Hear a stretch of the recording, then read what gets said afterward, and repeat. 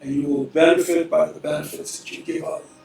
I've been speaking my mind for 6 decades. I made about 100 offers. Every one of them have been turned down. Puts family first. My family is a pure socialist unit. What does capitalism mean? What is the definition of capitalism according to Fortunato? Not paying for college because it was a waste of money, but taking classes he enjoyed. Next to a bad tenant, a vacancy is a dream. When somebody swims ashore to make a better life, we should send a Democrat offshore and replace him, because then the whole country would be better off. My grandfather came from Italy in 1906. Government and rulers change words in order to make things what they want them to be. Manipulation of perception. When somebody shares, everybody wins. Disclaimer! Normally, when I record conversations like this one, I do that in Italian, which makes it much easier for me since it's my mother tongue. And I do that virtually. But in this occasion, I wanted to benefit from Pete's kindness and local presence, so we went to record at his house.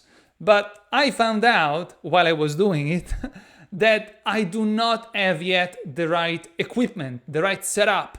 So at the beginning of this conversation, you'll find the video quality to be a bit choppy and the audio quality is not great. But I do hope that you will be able to bear with it to benefit from Pete's wisdom and knowledge. So enough of this, and now let's enjoy the words of the master. Welcome to our first real estate chat. Today's protagonist has been investing in real estate for over almost 60 years, I guess. You taught thousands of people throughout the US, hundreds of classes.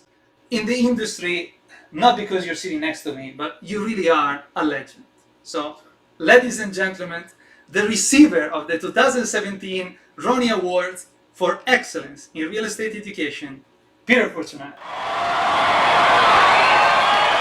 Peter, seriously, thank you very much for taking the time to record this. For me, it's already this being here next to you, it's an achievement on its own. I'm extremely nervous, so thank you. Thank you very much for recording this chat. Well, yeah, I'm delighted. I'm delighted. You guys are a great example of people, and I admire you, and I'm looking forward to this. You see me read a lot. English is not my mother tongue, as you know, and I'm doing my best to deliver the best content I can. So I need to read to make sure that I use the right language. So let's get into it. Pete, I once heard somebody introducing Jim Rohn by saying that in real estate we say location, location, location. But in public speaking we say Jim Rohn, Jim Rohn, Jim Rohn. If that is the case, and it's certainly easy to ask me because I love Jim Rohn, when it comes down to real estate creativity, creative deal structuring, in real estate we could say Peter Fortunato, Peter Fortunato, Peter Fortunato. So please explain us why is it so important in the way you approach real estate to be creative? I mean, what's wrong with buying houses with cash or getting a loan from a bank? I mean, you always suggest us every time that you approach a deal, approach it as if you were penniless. Why? Capitalism is about caring about people. Creativity is not important. Caring about people is important. We are capitalists, and what is the reason that capitalists are the proudest people on earth? Capitalists always give better than they take. They never take more than they give. They never take better than they give. How do you know that? When I make a deal, I say, I will give you a condo in Florida for that rundown, abandoned farm in Maine. And you say, you've got a deal. What do we know? I gave better than I took. How do we know that? Did they give me better than they took from me? Yeah, why? I liked a farm full of wild animals better than a homeowners association. She liked a homeowners association on the beach in Florida near her family and warm as opposed to Maine. That's why we made that deal. No one applied numbers to that deal. We applied benefits to that deal. That is really important. Remember, value is not a number. Value is subjective. And what you'll discover is people aren't giving up assets that are valuable on a whim. They're giving them up because something is making them uncomfortable. They feel a lack of something. They need to be closer to family. They need to be closer to their job. They can't do stairs any longer. They got kids who they want to send to college. They've got debt that they want to pay off. The important thing is that you care enough about yourself to say, I'm going to get some assets and set myself free so I'm not laboring for a living. And you care enough about other people to want to help them. And so when I talk to somebody and I say, why would you sell a nice house like this? That's my attempt to discover what's going on in their life. And when I discover that, my job is to ease that. Somehow give them an avenue that enables them to be better off. And by providing benefits for others or enabling others to benefit, I'm able to benefit. And it's in that free exchange that people are able to build the wealth that it takes and the relationships that it takes to make a wonderful life for themselves. And I absolutely believe that, and I believe that I have lived that. So creativity is important to help others because the goal is And creative People simply business. means sometimes you're doing something that's unusual, and because it's not on a form, it's not the same thing somebody else did. That doesn't mean that that's necessarily the correct answer. Sometimes it's just as easy as paying somebody cash to solve the problem. The difficulty is when you get cash involved in most deals, the cash came from institutional sources. right. And institutions aren't flexible. Mm-hmm. Human beings are. When I owe a note to a person, I can call them on the telephone. When I acquire a note that's owed by another person, I can call them on the telephone. Many, many times, that's what was just happening at the exchange meeting that I was on when you walked in. We accept payment in things other than dollars. And by accepting things other than dollars, we enable people to pay a debt or to keep a promise that they made. And since most of my estate building was done using promises as the currency, I was able to start right out of high school making offers, failing and failing again and again and again to get a closing. And finally got a closing.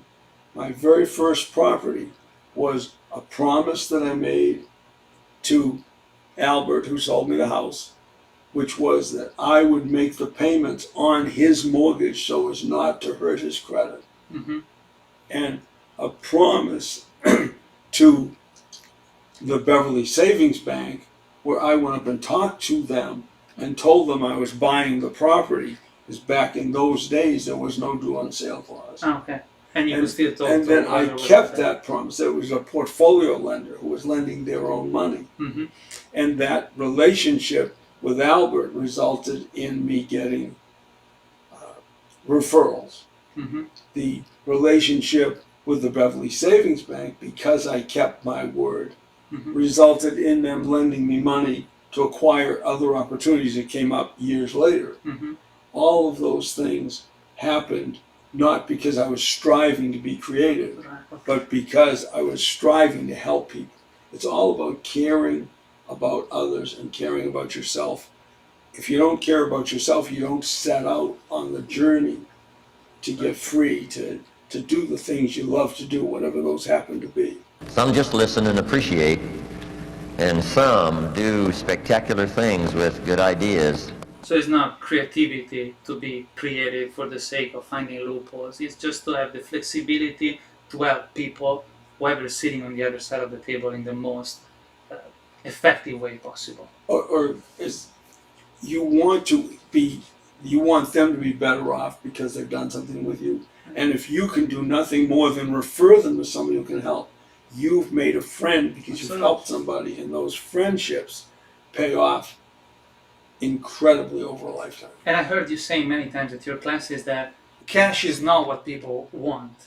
They want what cash can buy them. I mean, Right. as you normally say, you don't know anybody that sells a house, cashes in the checks, and then sits in his living room in front of a pile of cash. They Right. want what cash can buy them. And if you can provide them what they could achieve by getting that cash, you're just, a step ahead of the game. Exactly. People only take cash because of its exchangeability. Right. It's just a conduit from something they want less to something they want more. I don't need the money. Okay, I take the money, but I don't need the money. But one of the goals of this chat is to create a sort of an archive of our life journey, not only sharing experiences, but also remembering the protagonists of those experiences. To remember the people that impacted us through our life journey. We often heard probably the quote that says that we are the result of the 5 people we invest most of our time with. But we pick up habits, wisdom, new habits from pretty much anybody we get in touch with, good and bad. But what I would like to do now is read you a list of names of people that I think we have in common, and I would like you to briefly comment on each one of these names with the first thought that comes into your head and something that you picked up from each one of these person that is part of your being and your doing today.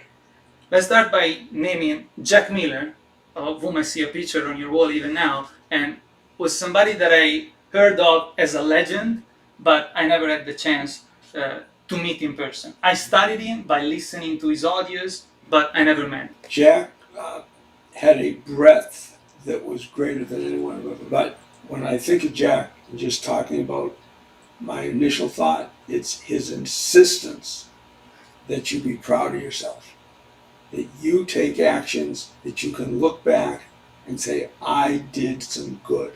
It was amazing how insistent he was that you do it well, you do it right, you do it ethically.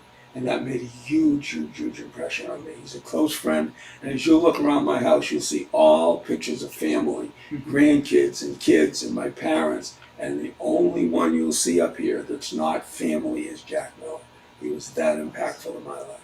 He once told me that Warren Harding was responsible for his success. And he said the reason was I talked to Warren and he made me feel ashamed of myself.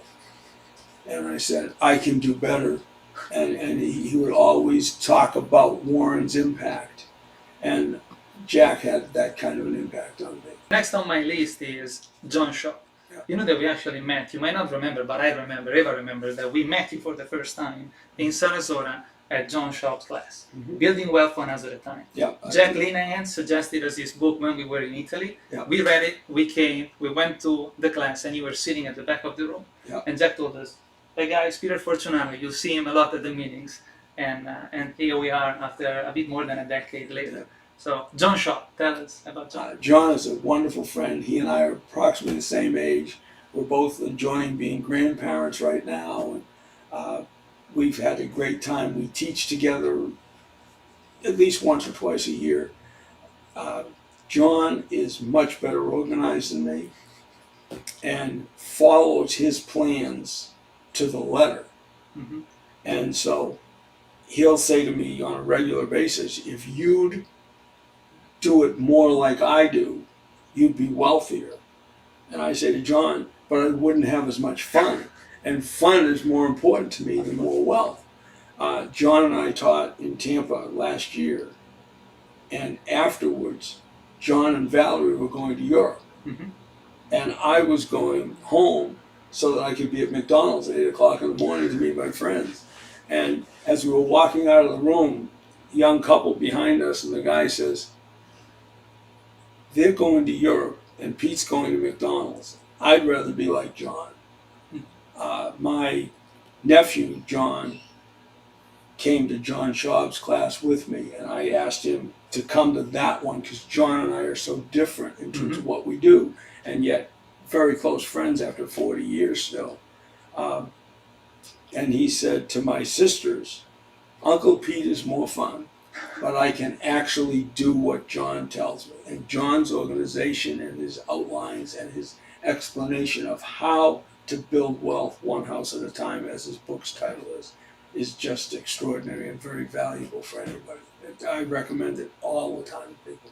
Among the people I would like to have your thoughts on, your memories of, Nick Burby. Nick was not, I think he never taught a class, but in our community has always been well known, and most certainly has been a very valuable friend and mentor to Eva and I. So I know he was a dear friend of yours. Successful people share and they help, and there's no jealousy. They inspire and they educate and they encourage. And Nick was all of those things.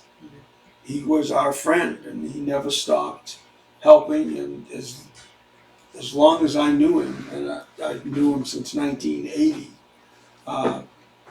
he was always there when we needed to talk about something, and many times we'd sit and conspire together.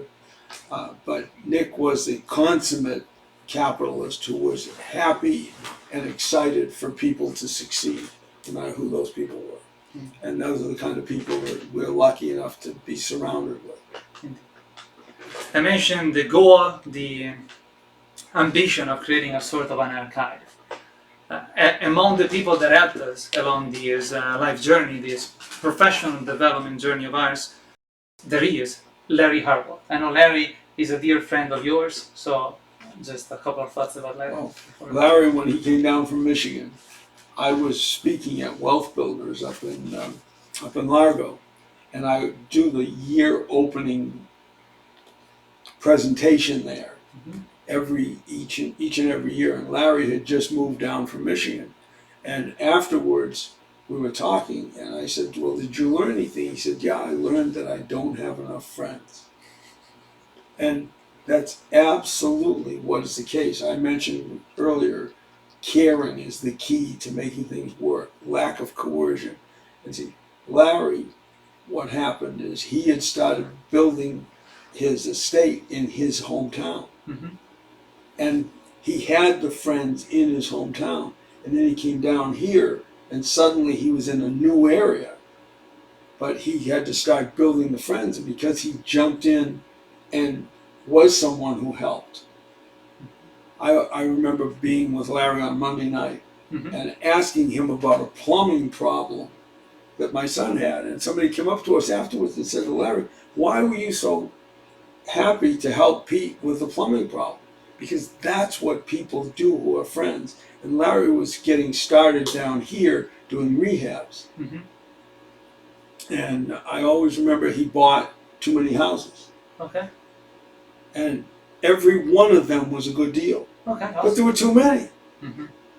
And so my son Michael co-ventured one of them with him. And Wayne Arnold co-ventured a couple with him. And Larry was able to turn to friends who picked up the ball on the individual houses, and they finished them, and every one was profitable. Awesome. But had he done that by himself, had he not developed those friends, he would have drowned. And that was a huge example of how important it is to have those people you can turn to for help. So your network is your net worth. I heard people saying before. And you often say that one of the most valuable things that we pick up, that we get by doing business, are the allies we create along the way, correct? In every deal, the most important thing you get is the ally who you did business with. And going back to those people, or failing to go back to those people, is your fault. And I'm shocked when I speak to groups and say, "Does anybody here ever buy anything? Did anybody here ever sell anything? Did anybody here ever borrow any money? Did anybody ever lend? Did anybody ever rent?" And then I say, and they all say yes. And I say, "What are those people doing now?" And they fail to go back and talk to them. And those are people who know you. You've established a rapport with them. It's very foolish to not take advantage of those relationships and go back to those people again and again and again, if for advice or for money or for deals or for brain power, for encouragement.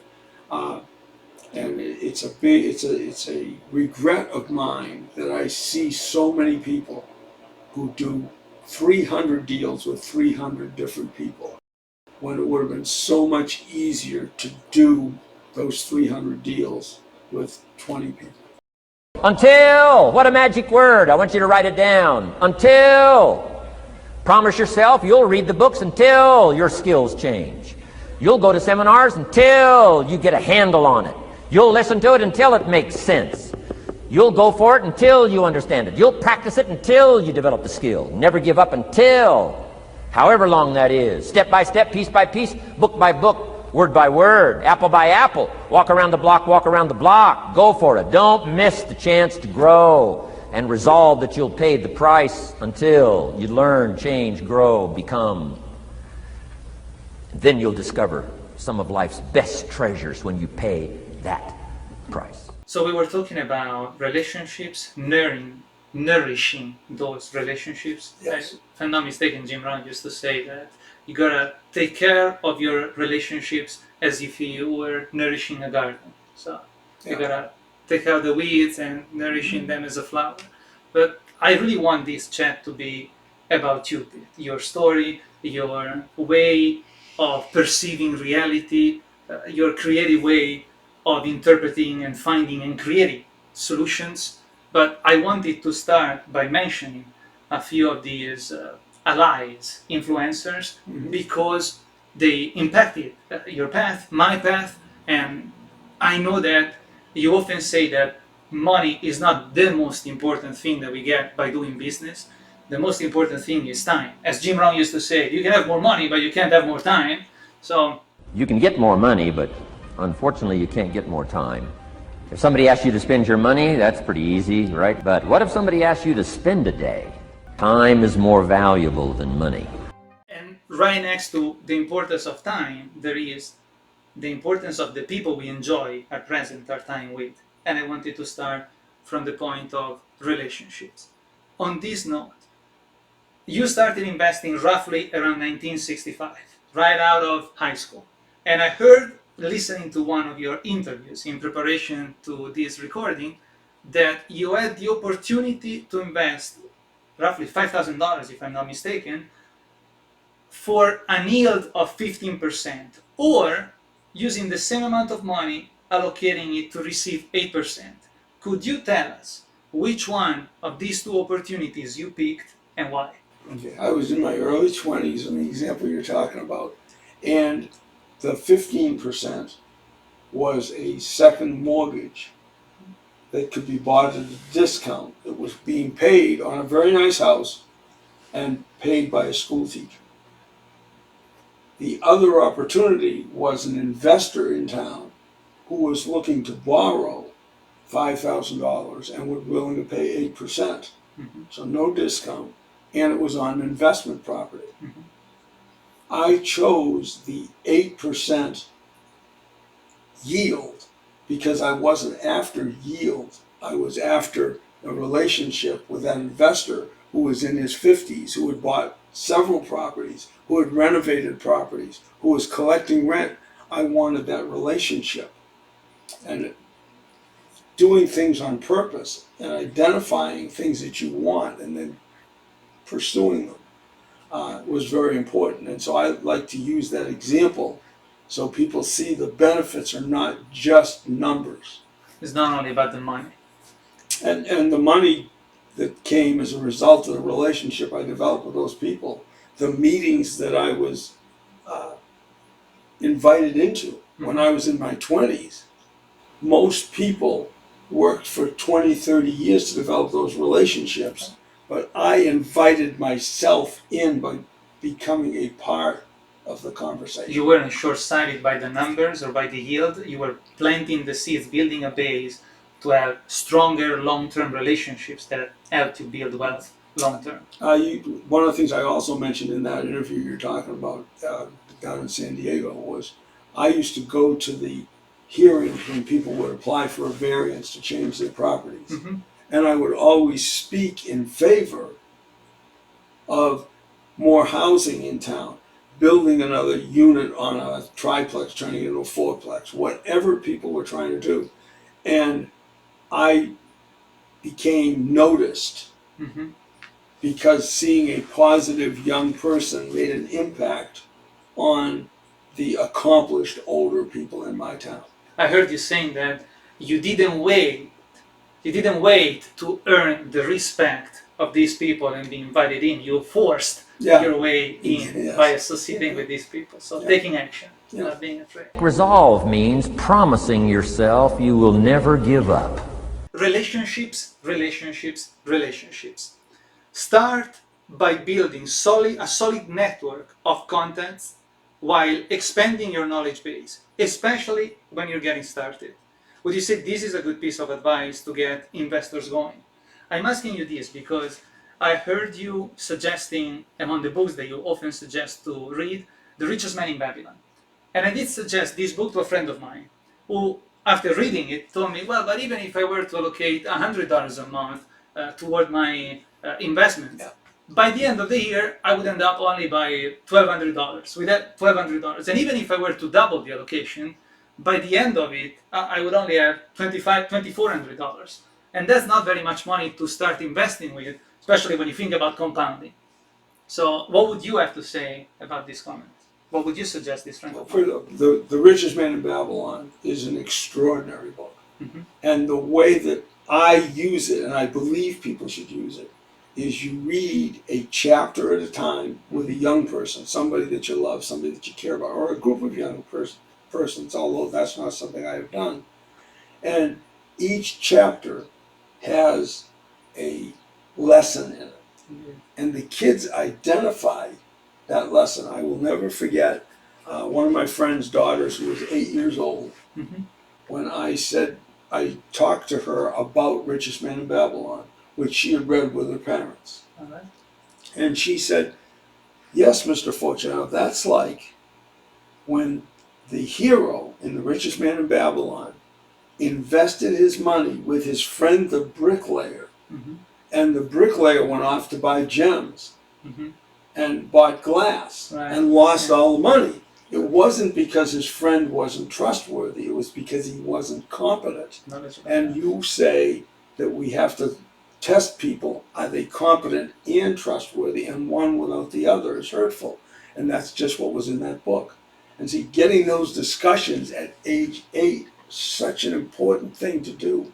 Mm-hmm. And so Richest Man in Babylon is a fantastic group of lessons, and if you do it one chapter at a time with kids, they love that discussion, and they love seeing those things and watching for them in their life. The Richest Man in Babylon. Help me become financially independent. The Richest Man in Babylon by George Clason, Clason.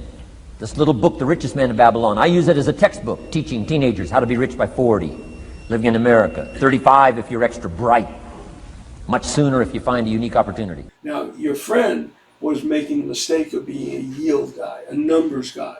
Mm-hmm. What happens is you get assets by acquiring assets, not by acquiring yield. Mm-hmm. So, for example, in my IRA, I made a loan, and that loan yielded 12%. Right. I also took a couple $1,000s and bought an option on a $100,000 house. Mm-hmm. That $100,000 house became a $200,000 house. Mm-hmm. And that $100,000 in capital appreciation was earned by my investment in the option. Right. And so controlling assets is much more important than chasing yield for someone who's getting started. Right. Because you're exactly right. If I take $10,000, which is a lot of money when you're getting started, if I take $10,000 and I invest it at 8%, I end up with $20,000 in 9 years. Mm-hmm. Well, if I take $10,000 and I use it to buy a $100,000 house, and I put the entire $10,000 down, and I get a seller to carry, or I get an option on that house, which is better leverage, that $100,000 asset is growing in my favor. And so it's control of assets when you're getting started, most especially, So, that enables you to build the wealth you need to set you free. indeed. So back to Jim Rohn, it's not the amount that counts, it's the plan that counts.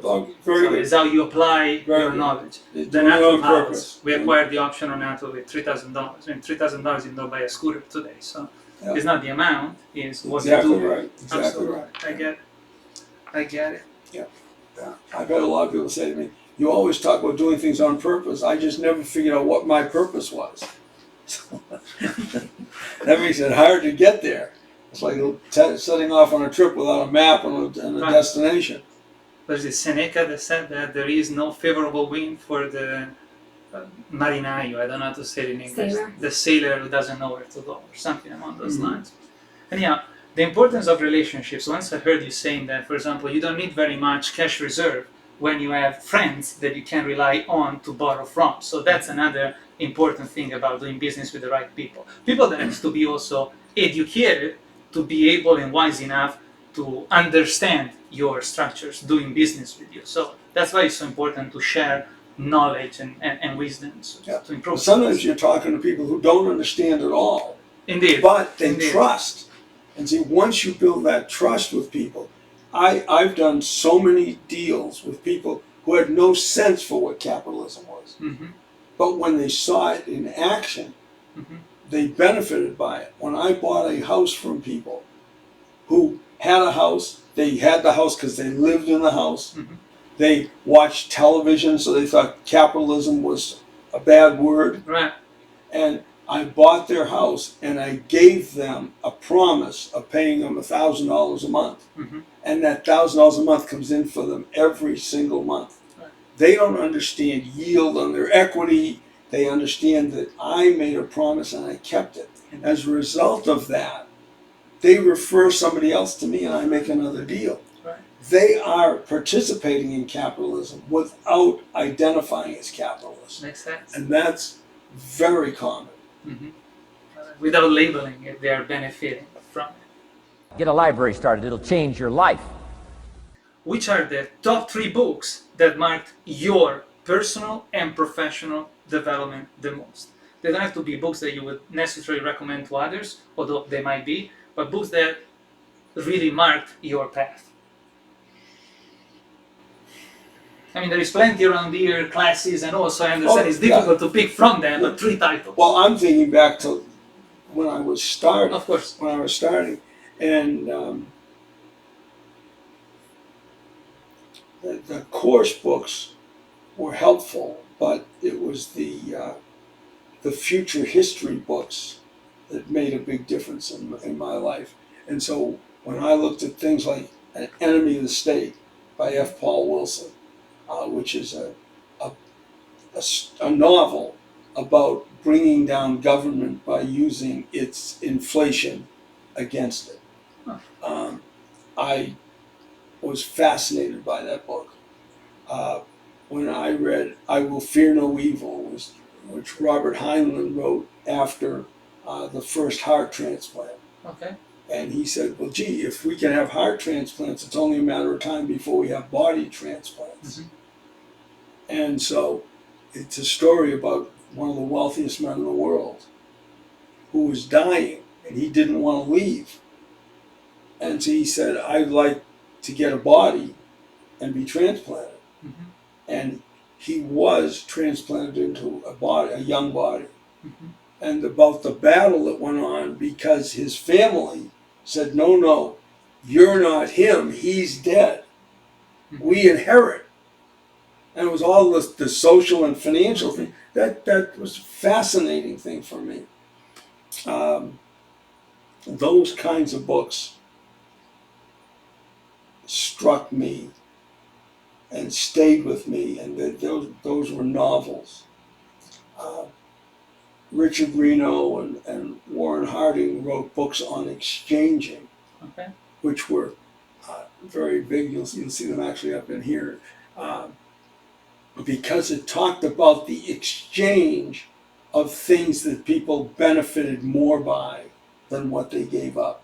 And that was part of my seeing that T-bar that I always see, where people give up something they like less for something they like more, and that's not a numbers thing. And so those are books and types of books that made a big difference in my life. Your library. The library that you gathered, that taught you, that instructed you, that helped you to defend your ideals, that helped you to develop a philosophy, that helped you to become wealthy and powerful and healthy and sophisticated and unique. The library that helped you conquer some disease, the library that helped you to conquer poverty, the library that caused you to walk away from the ghetto, the library, the books that instructed you, fed your mind and fed your soul. Leave your library behind. One of the greatest gifts you can leave behind is your library. Stepping stones out of the darkness into the light. Your library. So leave your books behind.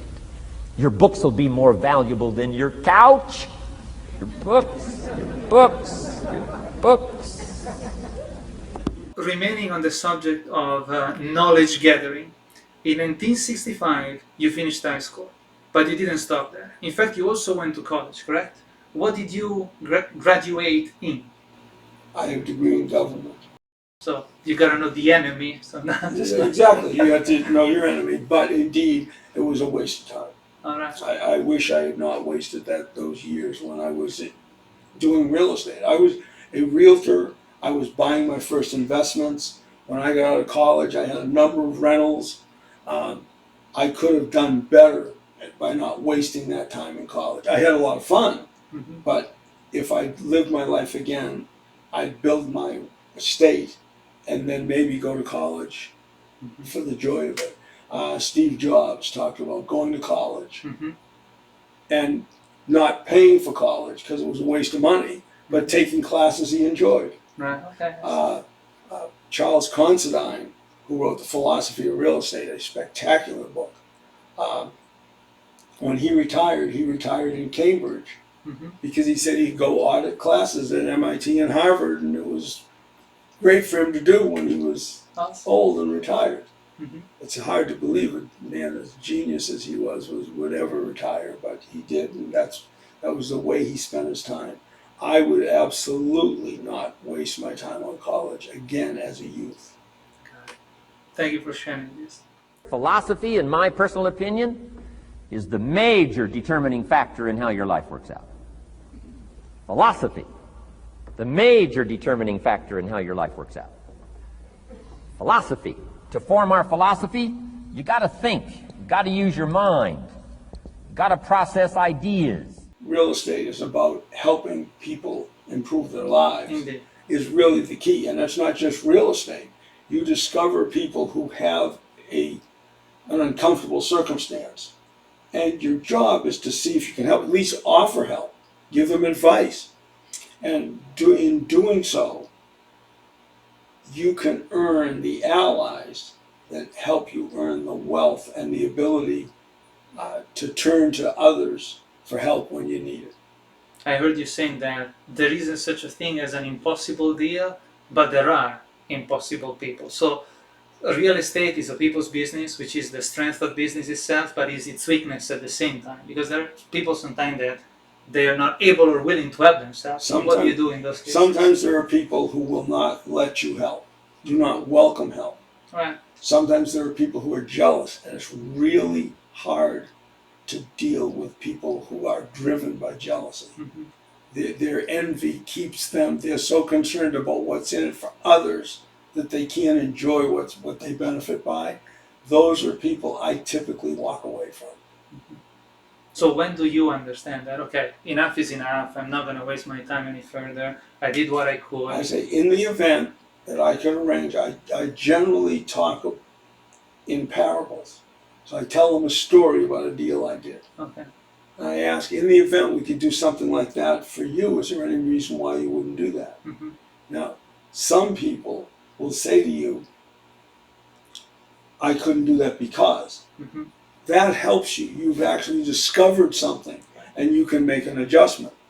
Other people say, absolutely not. Or they say, my mother-in-law said never take a second mortgage.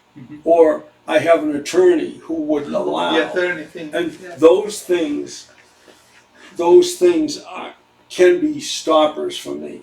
But I find that when I get the sense that they're not willing to participate in a solution of their problem, that there's no reason for me to continue trying to beat my head against the wall to help solve that problem. So it depends on the feedback you're getting from And the so, person you're trying to so work I with. will make offers, I will make suggestions, I will absolutely catalog those responses.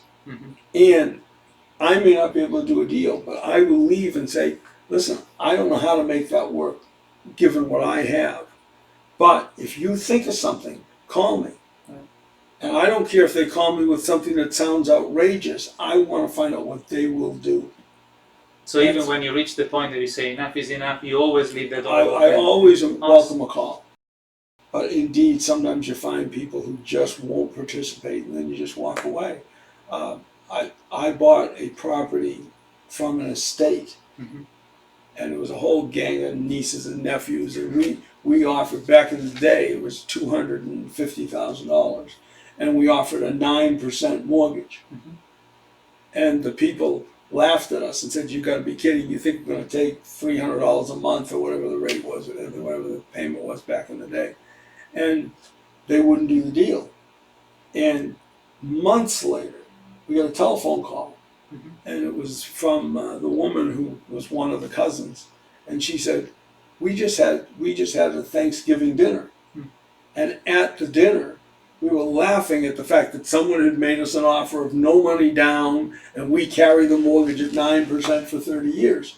And she said, "Our aunt said, 9%? Are you crazy? I've got money in the bank at 2%." Finally, somebody. And so she said, "You call him back," and we bought the house from them. And the aunt gave them the cash, and she took the 9%. All right. But see, had we not made that offer, even though almost a year went by, they never would have been talking about it, which never would have led to someone in the family saying, "I'd like that." Got to have a good attitude about everybody else, because it takes everybody else to make a market. One person doesn't make a family. One person doesn't make a business. One person doesn't make a corporation. One person doesn't make a community. One person doesn't make a nation. It takes all of us to make a dynamic economy, a nation second to none. It takes all of us to make the churches and make the economy run. It takes all of us to make the possibilities. All the gifts that have flowed in here the last 200 years, unprecedented in 6,500 years of recorded history. There's been nothing like it. The ethnic streams that have flowed in here brought their gifts, brought their talent, brought their skills, brought their inventions, brought their work ethic. All of it mixed together is called America. Been nothing like it in 6,500 years. Could you tell us about your grandfather and your father and how they helped you and inspired you to become the creative free thinker that you have become? My grandfather came from Italy in 1906. And he would talk to me when I was young about when he landed in New York. He had 50 cents. And he had to go. I mean, back then it was money, probably. Well, that's what happened. Yeah. I looked so horrified. I was maybe 10. And my grandfather said to me, "Well, Peter, 50 cents was not a lot of money. But it was more than you think, because I could buy a loaf of bread for a penny. So I knew I could eat until I got a job." Nice. Right. Well, see, I hadn't absorbed that when I was 10. I hadn't got it. And it made a big impression on me that we're talking about the real buying power as opposed to the name on the penny. Right. And so that was an impact. But then my grandfather was a barber, and he worked his way in his new country until he got to Beverly, Massachusetts. And there he ultimately bought an apartment building with 2 commercial stores downstairs, and he moved into an apartment and had the barber shop downstairs. And in 1913, he and my grandmother got married, and they had 9 children, Wow. 8 of whom lived.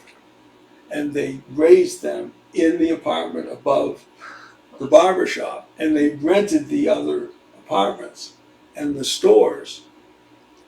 And my dad grew up to be an entrepreneur after the war, and he opened a department store.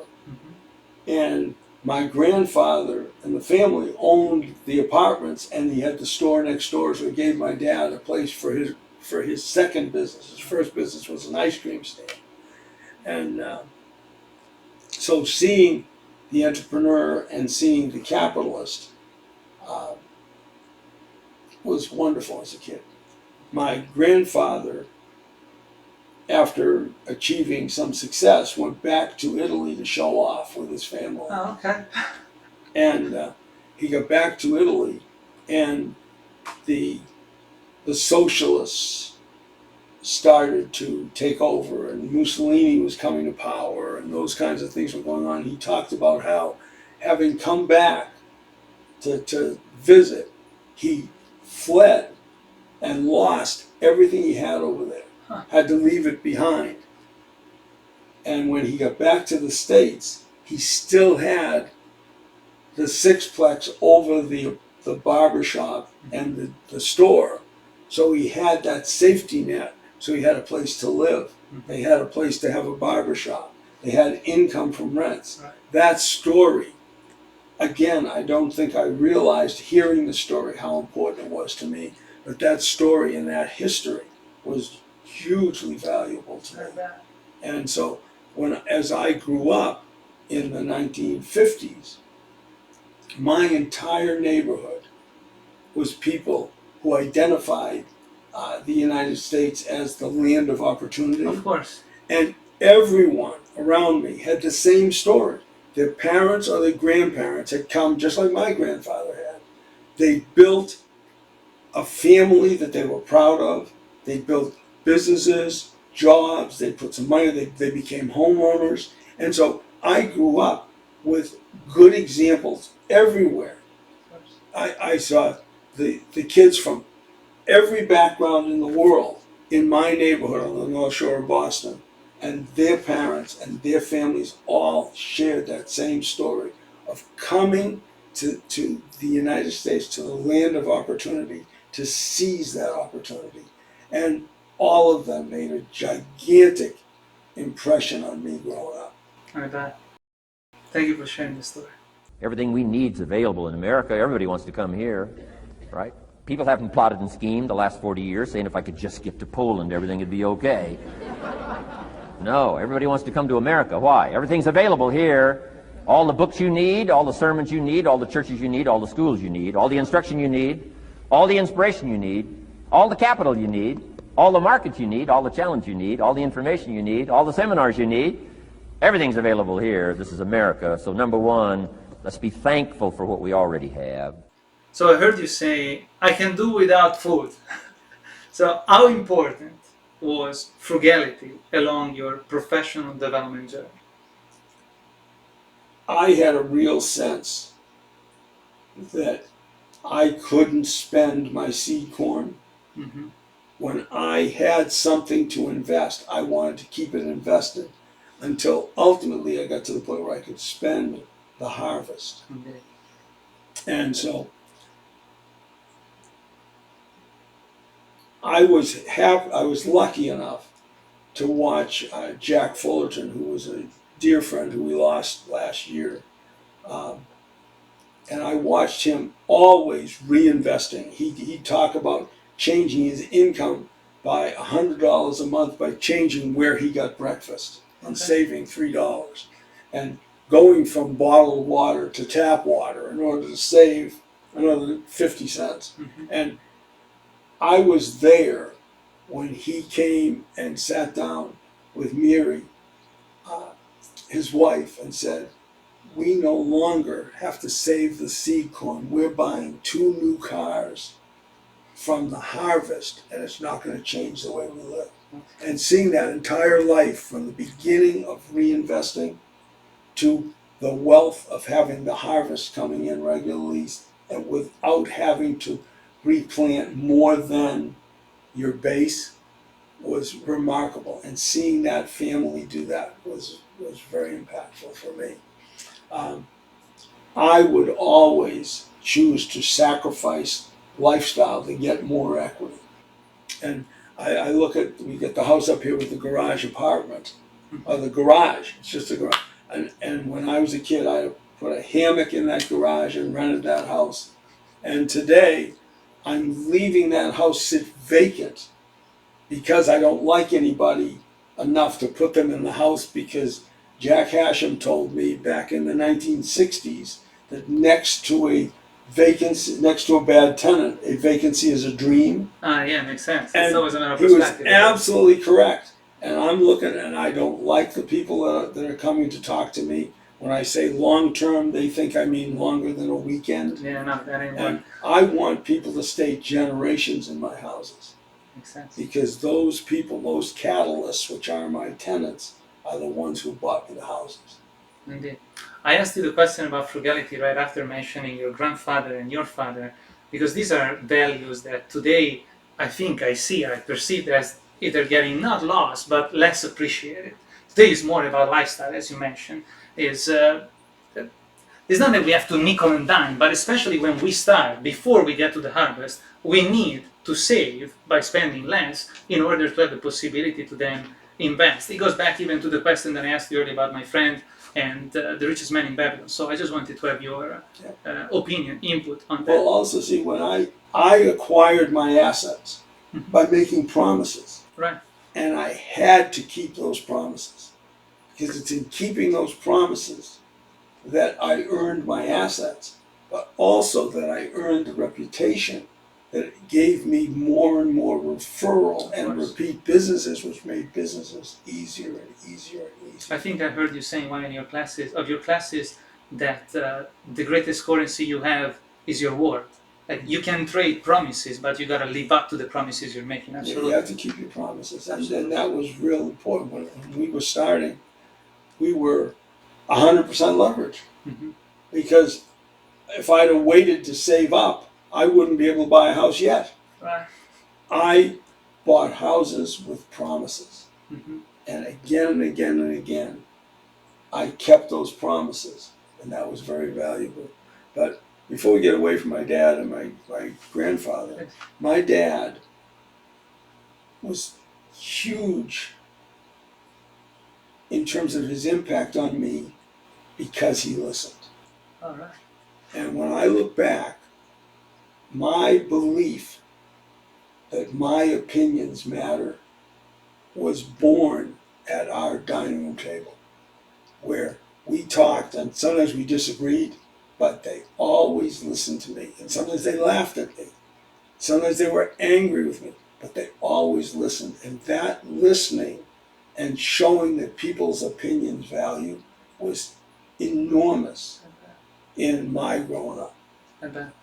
Yeah, earlier when I said that, at the core of all the majority of the challenges that our society is facing is due to the weakening of the family, is a reflection that, often with my wife talk about that, they believe this, they act this way, family values, family, and the dinner tables, conversations are crucial. Ton of wealth, absolutely. You got to nourish your values like a mother. Nourish like a mother. Go after the threat to the values you've got like a father. How important has your family been and still is in your doing? The decision you make business-wise, thinking about your family. This is good for this member of the family, this other member of the family. Everything we do in our family puts family first. My family is a pure socialist unit. And by socialist, I mean if somebody needs something, we will all sacrifice to help them. And we will give up things to help others. We will cheer them on, and we will participate in them getting what they need. That socialism is not born of fascism and government intervention. It is open and uncoerced and free. And so when I hear people talking about socialism, I try to point them to my family as an example of what socialism is. freely sharing with people you care about. And I then carry that into the streets, where if I can create a solution for somebody, whoever that is, it's not simply family meaning my wife and my children and my grandchildren. It means all my neighbors, all my friends. When I can enable them to be better off, that's my job. And so interfering is something that I love to do. In a way, I feel like we benefited from this as well, because I meant to mention it at the end of this conversation, but I clearly remember when Eva and I were broke and we wanted to come to your classes. So I was calling you and asking you, Pete, could you take payments? And you answer me, Elia, you tell me what works for you. I just want you guys to be at the class. Mm-hmm. And so that's the kind of support that, as youngsters starting out and having that kind of faith from somebody like you that we looked up to, it mattered a lot, not only for the knowledge that we gained, but for the confidence. Pete wants to help us out, so it matters to him that we are there. So it was the kind of push that kept us going. So thank you. I bet regularly I'll get young people and their families. So often their parents call me and say, my son or my daughter wants to come to class. I said, well, you have them call me. Mm-hmm. And so when they call, one young man was a freshman at University of Florida, and he called me up and he says, would you discount? I said, how can I discount for you when I don't discount for your parents who come many, many times? No, I won't discount. But I will take your promise that you'll pay me whenever you can. And he said, well, how about, what did you say? I said, I'll take your promise that you'll pay me when you can and not until, and you're the one who makes the decision. And he said, really? I said, yeah. And he said, I'll do that. And an hour later, my phone rang. He said, would you do that for my college roommate too?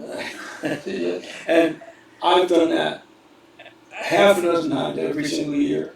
And I've never been disappointed in any of the young people. And some of them are old young people who are just getting started as capitalists. Never been disappointed for having done it. Here's really what I want to do. Take what's in my notebook and my notes and get it in your notebook. Take what's in my head, get it in your head. What's in my heart, hopefully get it in your heart. With ideas, you can affect the lives, directly and indirectly, of thousands, tens of thousands, and maybe for some of you, millions of people. Directly and indirectly. Because the ideas you share won't be lost. They'll be invested in someone else who will pass them on, who will pass them on. I vividly remember these two stories, and I would like you to share them with us. One was about you explaining kids that were going to school to one of your children how you could always be there, because being an active member of the family means being present while your kids are growing up, and I know you were able to do that. And then there was another one, or maybe it's another part of the same story, where you explained them how they could start making a business out of cutting grass with scissors or something like that. So could you please? Well, the first story was really just we spent time with our kids, because that's what we did. Because everything we did was to enable us to spend time with the kids. And so in 1982, we moved to Florida. We had 33 rental houses. And we spent the next 2 years, because our kids, Mary was 7 then, and we spent the next 2 years boiling it down to fewer houses, better quality. So we had more free time. And so we used to travel every summer with the kids. So we'd say, where would you like to go? And we'd get in the van and drive. All summer we'd leave right after school, get out, come back just in time for school. And all of our kids, as much as I preach to them, all of our kids are investors and have been really successful. We're proud and happy of them. But I thought that it was what I said to them, and indeed it wasn't. It was the time. Okay. And when Mary went to college, she said to me one day, my friends spend more time with their coworkers than they do with their families. Right. And they remembered the traveling when I didn't have to come home. We didn't have to come back to a job. We could stay out for another week if they wanted to see something. We would spend that time. And that was the impact. It was family time that made capitalists of our children. Makes sense. And so that was fascinating to see looking back, because I did not see it. It was just natural that we wanted to spend time with our children. And so when we made that deal and we went down to fewer, better quality properties, so we had more free time, I found that when my kids got to be 10, 11, 12, I could coach basketball in the rec leagues. And see, I like doing that because I could still beat a 10-year-old at basketball. And so I would coach the kids right over there at the school ground over there every day after school. And the parents would be saying, who's this guy who's down at 2 o'clock in the afternoon playing with the children? And every once in a while I would get a father who would come and pick up, and I'd get him out there and put him to work. And it was fantastic. But what happened was, people saw that and asked that question. And one of the things I'm really proud of is a lot of those kids are now adults, 40 years old, and they've all got some houses. Nice. And that makes me feel so proud. I bet. But one of the things, whenever I'm teaching about contracts, and I explain, in order to have a contract, you have to have an understanding. You know, it has to be a meeting of the mind so you know what you're agreeing to. And the school where the kids went taught me that by using words that I didn't understand. One day they said to me, we're going to have the 4th graders go to Busch Gardens. Would you drive? Because I had a van. And I'd be happy to. And so I drove the kids. I drove 3 little boys and 5 little girls to Busch Gardens. And when I got them there, I said, have a great time. And they said, no, that's not what you agreed to. You agreed to take them to Busch Gardens, chaperone them, and return them in good shape. Yeah. Well, that's when they said drive, I heard something different. And so the contract was not exactly the contract. So I ended up at Busch Gardens with 8 little kids. And that went well for almost an hour. And then they went by the Dodgem cars, Okay. and they all ran to a vendor who was selling Cokes for $1. This was back in the 1980s. Mm-hmm. I couldn't control myself any longer. I screamed at them. That's it, get back here this minute. And they all came back. And I said, don't you realize that every time you spend $1, it costs you 1 penny every month for the rest of your life? And they just looked at me. They didn't know what to say. And I said, don't you realize that when I'm at your school, when I'm coaching basketball, when I'm here at Busch Gardens with you guys, having a good time, I lied. It's because my money, my capital, is working, producing income for me, so I have the free time. And Dennis, little boy in the back, says, oh, Mr. Fortunato, we thought you had a wife who worked. I was so horrified with that response that I came back and I said, listen, I would like to have a meeting with the 10-year-olds at the school. And so they arranged a meeting. Huh. And at that meeting, I got up and they all knew me because the school was small. And I said, how many of you guys like money? And they all liked money. 10 years old. All the hands, yeah, 10, 11 years old, all the hands are up. And I said, okay, if I would have you come over and do my lawn, Mm-hmm. and I'll pay you $15, how many of you would like to earn $15 by doing my lawn? Well, instead of having 40, you got about 6 hands. And I said, okay, so you're going to come over to my house and you're going to do my lawn. When the whole lawn is 1.5 inches high, then I'm going to pay you $15. How many of you would like to come? Now we're down to 4 kids. I said, okay, now when I hire you and you come and you do the lawn, you get down on your hands and knees and you pick it because you have no assets. And I pay you $15. If after I pay you $15, instead of spending it all, you take half of it and you buy a pair of shears, the next time you come, could you do the lawn faster? And they said, oh yeah, just a few hours. I didn't want to tell them how wrong they were, but and so I said, okay, so now let's assume you do it 10 times.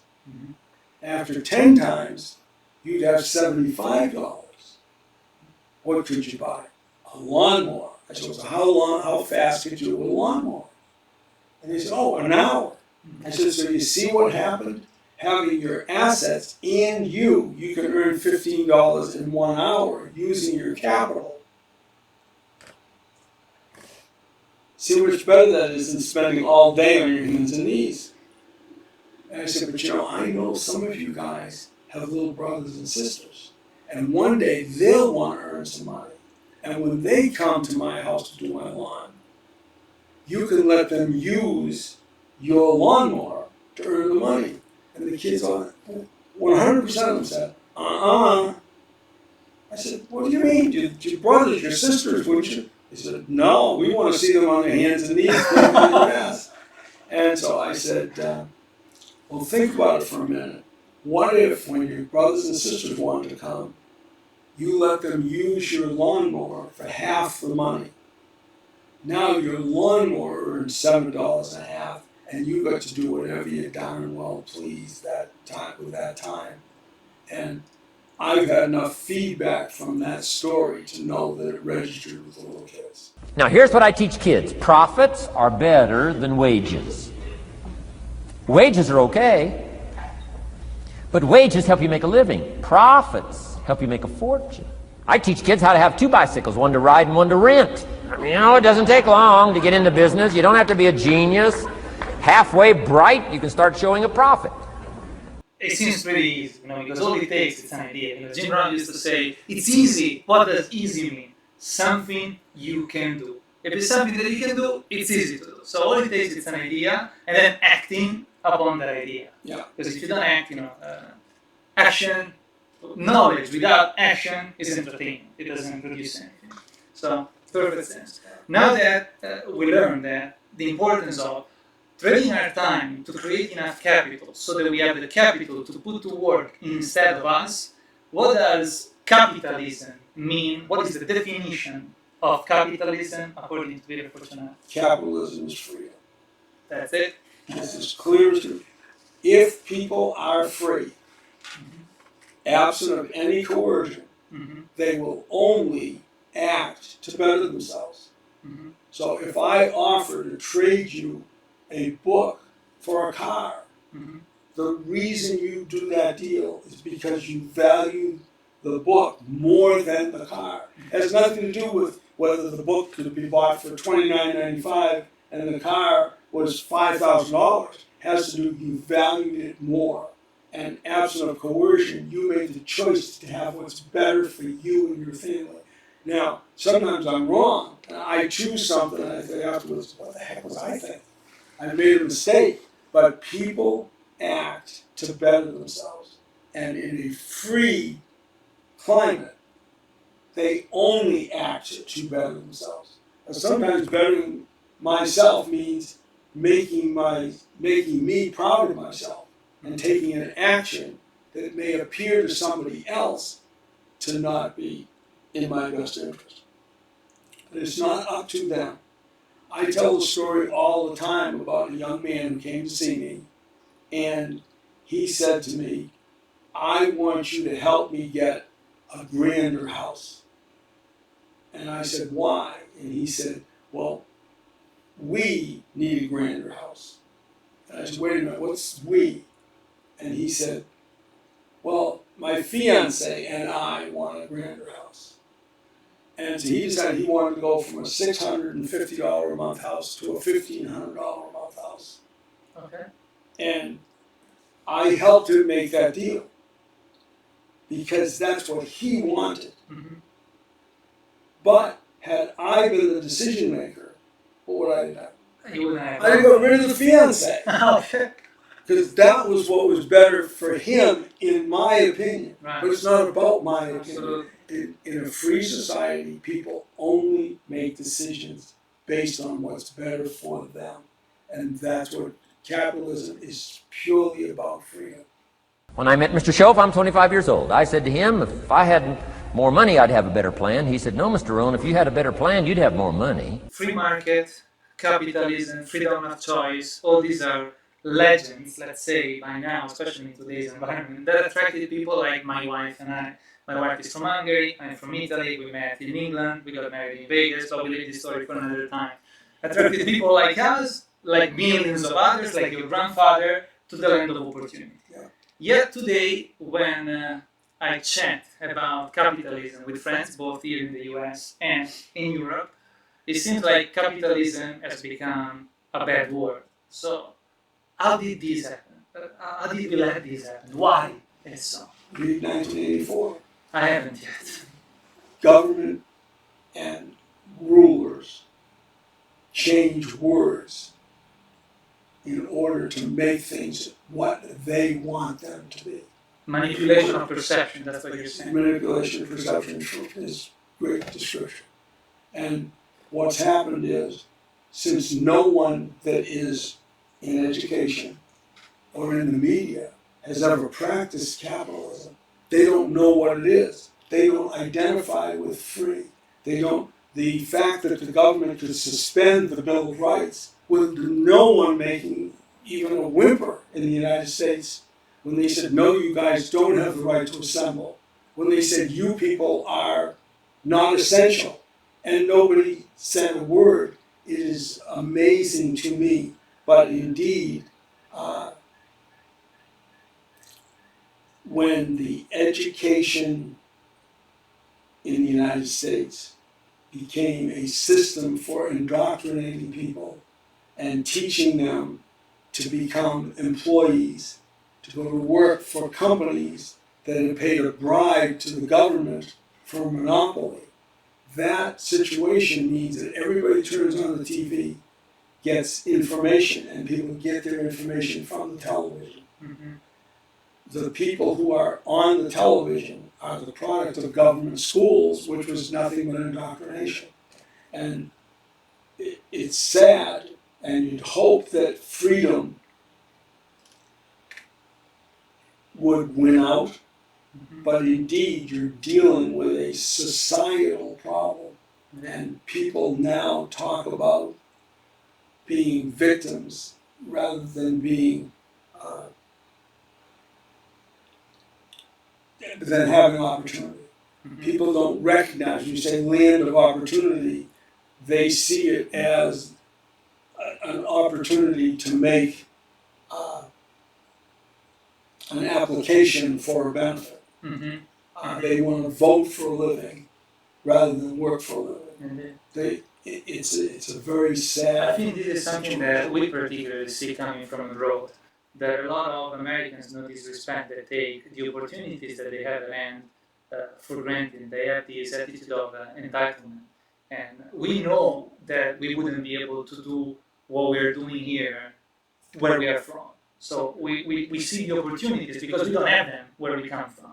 And maybe because you have them, not in general, people, because they have them around them, they just don't value them, they don't appreciate them until they slowly disappear because I don't see them even identifying them. I don't see people recognizing them. I recognize opportunity because my life has been about seeking opportunity and then building on it, converting an opportunity into a benefit.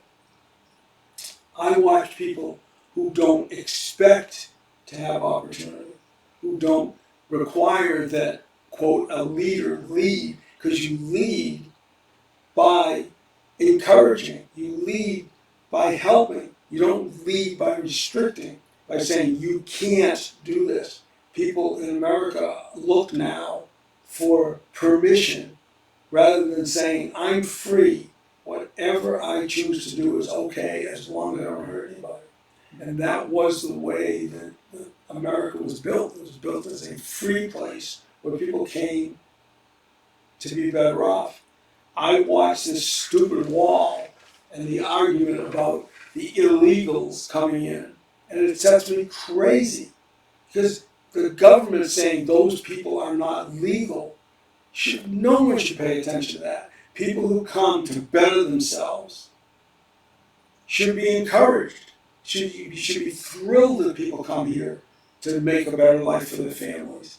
When I was in California, they asked me about what did I think about the illegals, because I was getting a little irritated with some of the guys in the meeting room, and they were threatened by the fact that people came to compete with them, as though the guys just wading across the Rio Grande were about to compete with them for whatever they were doing for a living. But I told them that when somebody swims ashore to make a better life, we should send a Democrat offshore and replace him, because then the whole country would be better off. And you never saw a crowd get so quiet.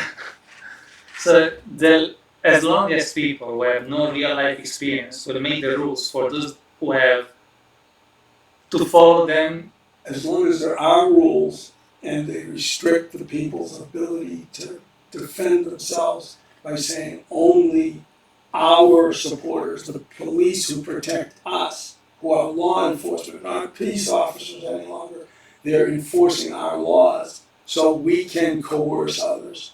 And with that coercion and with people's acceptance of the coercion, the government makes the people weaker and weaker every day. All glory to the state, communism taught. Tid says, well, is that right? No, all glory to the people. Let the state be the servant of its people, not the people be the servant of the state. going out of the subject because it's a particular subject and I don't know how we could improve the situation, honestly. I wanted to have your thoughts on a few more things.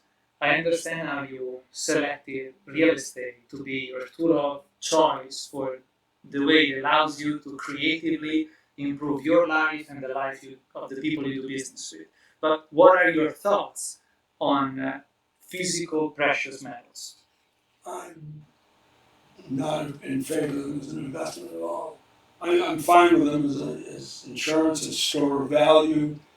Easier for me to run with gold than to run with my real estate.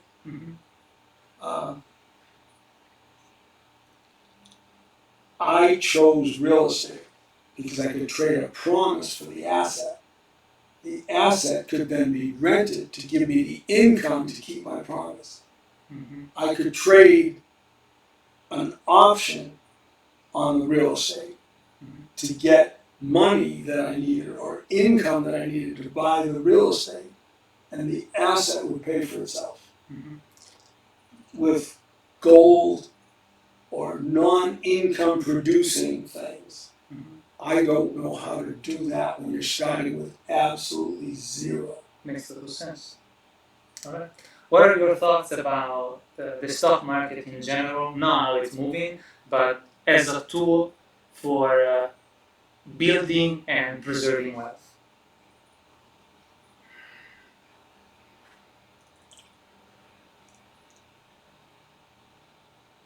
I've only invested once in the stock market. I invested $250 in a stock that one of my friends recommended, and the second I got to $300, I cashed it out, made $50, and was out of the stock market.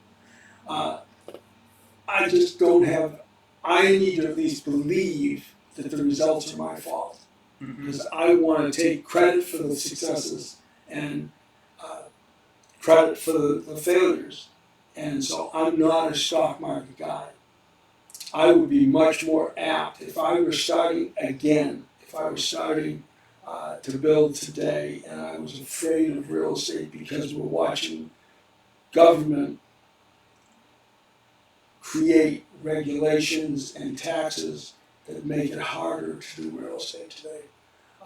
I might well be interested in small businesses, not corporations, but small businesses where you got a small businessman, an entrepreneur, Around town, maybe who can move, who I can help, who can talk, just like the small real estate owner has always been an ally. I believe I can do that with small businesses.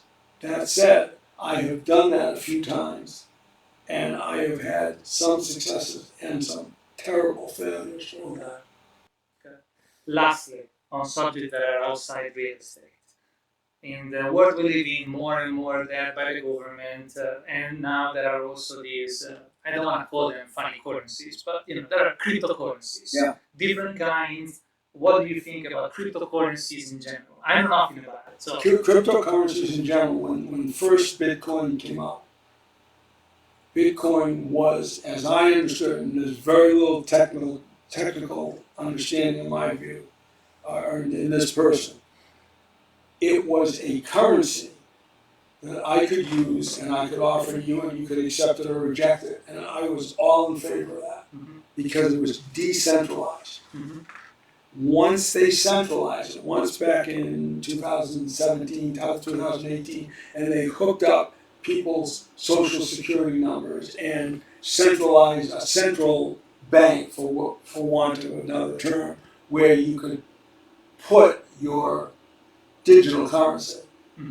I lost faith in it because the centralization threatens me. I believe that anything someone else will accept is perfectly okay to transfer. My son gave each one of us Bitcoin, in 10 years ago when it was a dime or something. And he said, now, put this away and one day it'll be worth a lot. And so I said, put it away, okay. And he said, you put it in a computer in the sky, in the cloud. And so he said, then to access it, you use a number, a password. See, those gatekeeper passwords are just evil. And so I used 1031, because that's my favorite IRS code section, and so I knew I remember it. They said, oh no, you need to have 47 more letters and a couple of numbers and some funny looking marks. And so I created that. And here we are years later, and Bitcoin's worth 30 grand. I have no idea what the password is. It's all gone. Everyone else in the family who my son gave Bitcoin to were all in the exact same spot.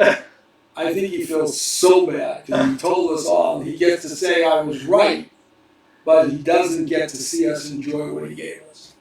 I'm sorry about that. Yeah, me too. Me too.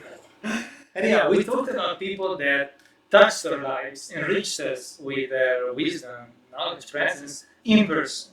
But there are a lot of people that we might have not met that helped us along the way. For example, Jim Rohn.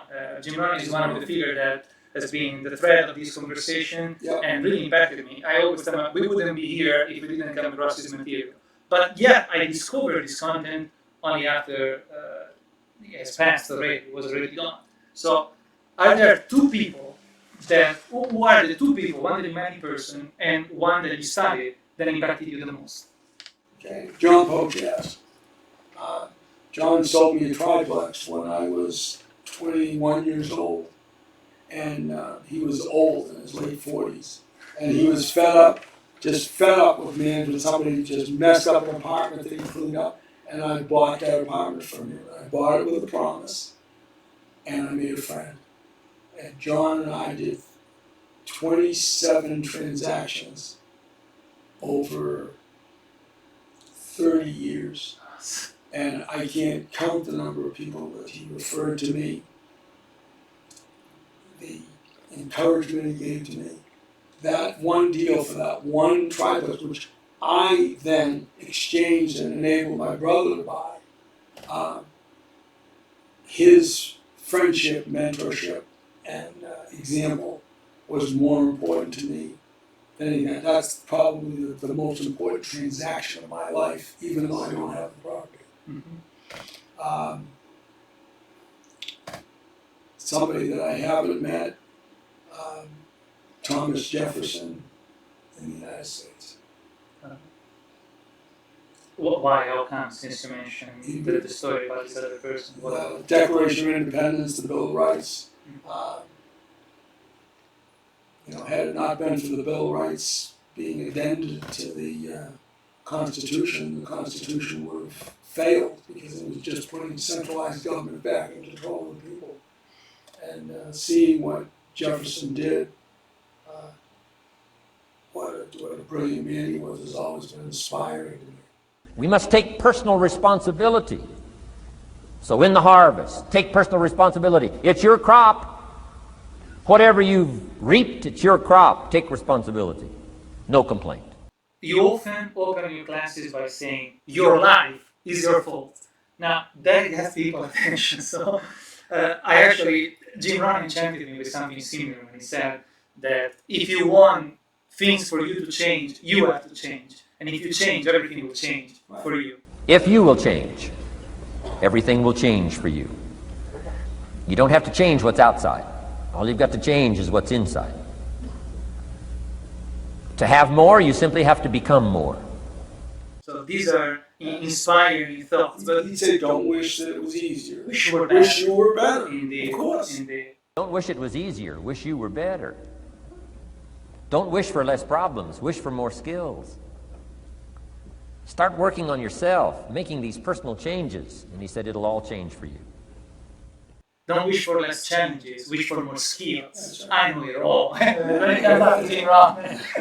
Anyhow, quotes aside, my point is that this is one of the things that really gets us. I mean, when we come to your classes, we're not only improving our knowledge about investing in real estate, but we get inspired because you share real life experiences. Your classes are about deals that you actually made, how you help that person, and the way you explain, you convey the message also inspires us. I always remember one day you closed one of your weekend seminars by saying, bottom line, there's plenty of opportunities out there, and if you give up, shame on you.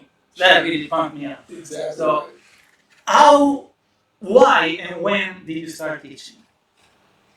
In February of 1966, I was a real estate agent, 18 years, 11 months old.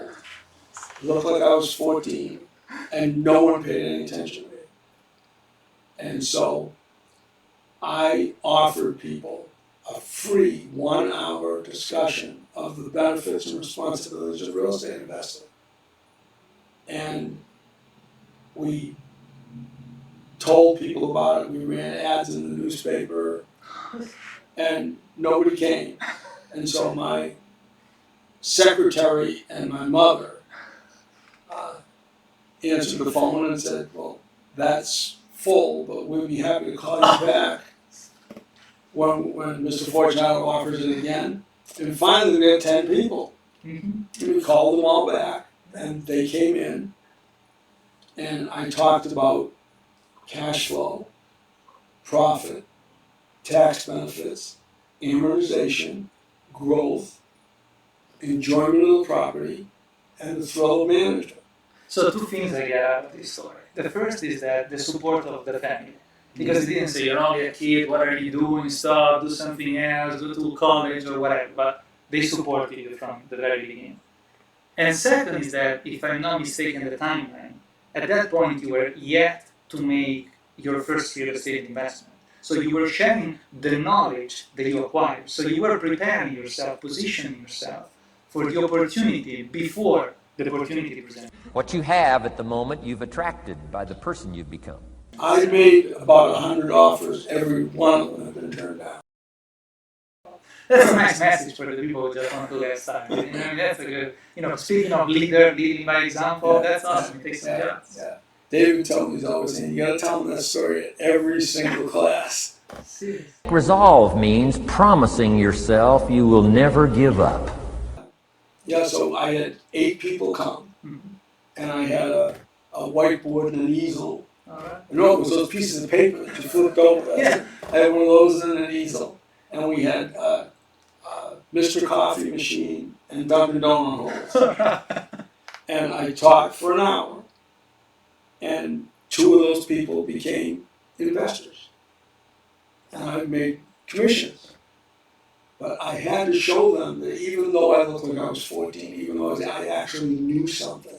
And so that was the deal. Then, when I began taking the CCIM courses, the other courses, I watched my dad, who was a marvelous people person.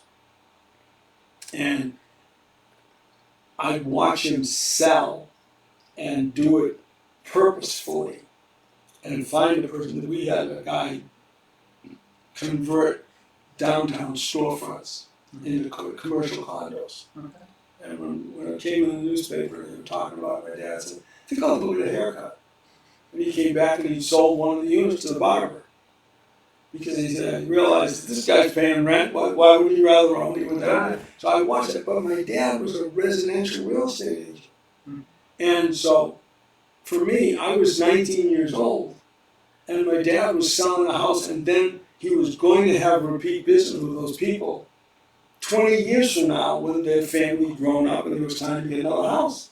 Well, at 19, waiting a lifetime for the repeat business didn't hit me at all. Right. And so I said, I'm going to deal with investors where I can sell them a property and then sell them another one. And so I was able to do 1, 2, 3 deals a year with the people. And so I did investing, did exchanging as quickly as possible from the residential real estate agent that I started out as. It's not the amount that's the plan that counts. It's not the economy that's going to determine your next 6 years. It's your philosophy about labor and about activity. And I learned that, so I go take the classes, and no one else would take the classes in the Board of Realtors. They were expensive classes, and most of them were residential. So I would come back, and I would volunteer. Sometimes I was volunteered to speak at the thing. I would synopsize the class I just had on capitalization rates or net operating income, and as a result of that, I got half of commissions because people would call me to help them with deals. Nice. And so the speaking, the teaching grew from trying to build my influence and attract people to talk to me in the real estate community. Nice. One of the great values, talking about mentors, people who helped that I had is when I began in real estate, we used to have an MLS that had sheets of paper 8.5 by 11, and you pick them up and you put them in the book. But every Tuesday they'd have a caravan, and they'd drive around and look at the new listings. And I always went on that caravan because we get in the cars with the other realtors, you drive around and I learned how deals went together, how deals fell apart, when they priced it right, when they priced it wrong. And the amount of learning and the amount of sharing that those realtors did with me when I was getting started was just wonderful. So you've always been a sponge for knowledge and building relationships. Awesome. And I always ask, if you're going to be successful in anything, you have to help and ask for help. You can't, it's not one-sided, you got to do both those things. When somebody shares, everybody wins. Wow. Share your ideas, share your experiences, share your knowledge. You've now been teaching for almost 6 decades. Am I right? I've been speaking my mind for 6 decades, yeah. Probably longer than that, but yeah. And in 2017, together with John Shaw, you received the Ronnie Award for Excellence in Real Estate Education. What did that mean to you? Well, because I admired Jim Rohn's material, and I had many good friends who were actually worked with and for him. It meant a lot because of Jim Rohn, but it came to me through Bruce Norris's I Survive Real Estate, which they do once a year. Okay. They do it to raise money for St. Jude's Hospital and Make-A-Wish Foundation. And they do it over at the Nixon Library. And so the Roney Award was important because it said, we see what you've been doing and we respect it.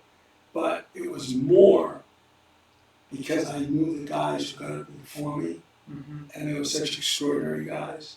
And as I showed you, I had Jack Miller's Roney Award here.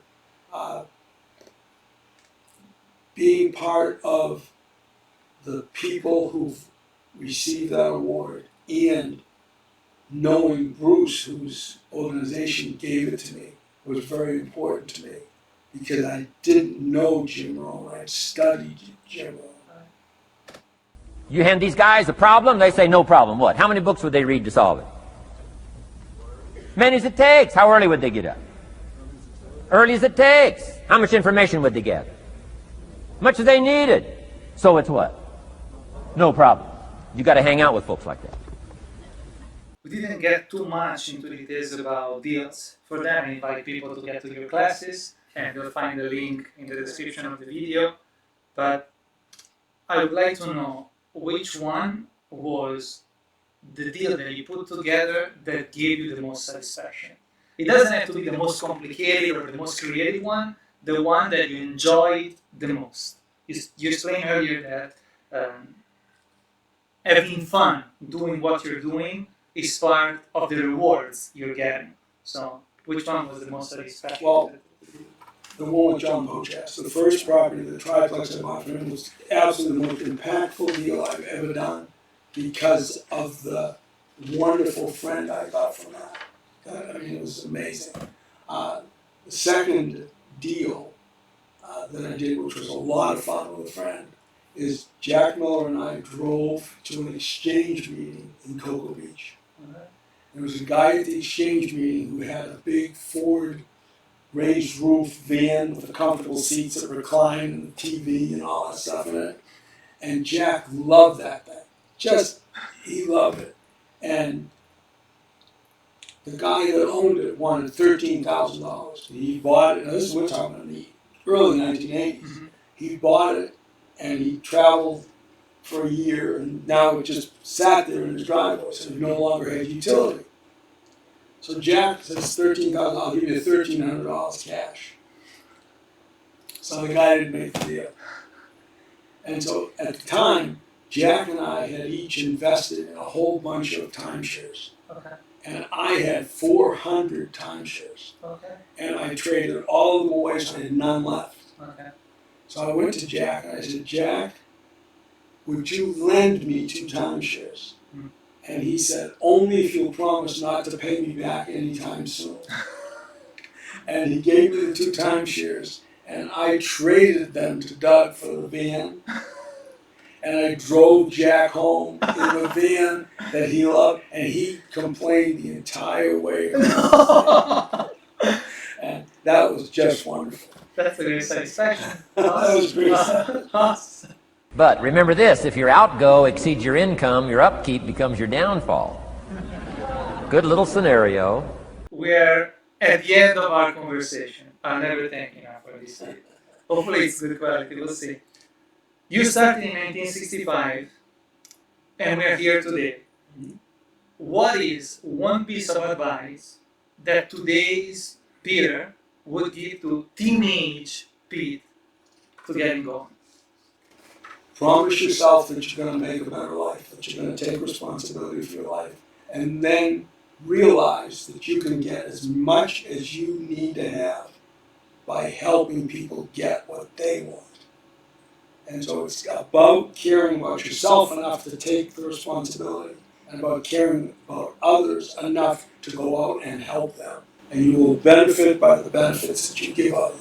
I acquired a house because it was a referral. I did not know the people, but they called me up and said, Bill said I should call you. I know you've done some stuff with him. I went to the door, and the woman said, my sister came to visit 12 years ago. She is still here. If you will help me get her out of this house, we will do anything else you want.